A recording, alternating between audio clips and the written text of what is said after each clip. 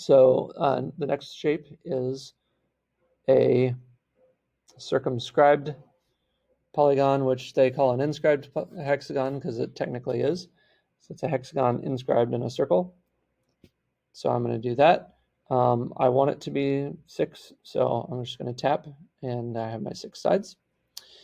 And then this is supposed to be a circle with a radius of 0.25. What they're trying to do is show you that the distance from the center out to the other point is supposed to be 0.25 inches. And so from the center to a vertex is a better way to say that.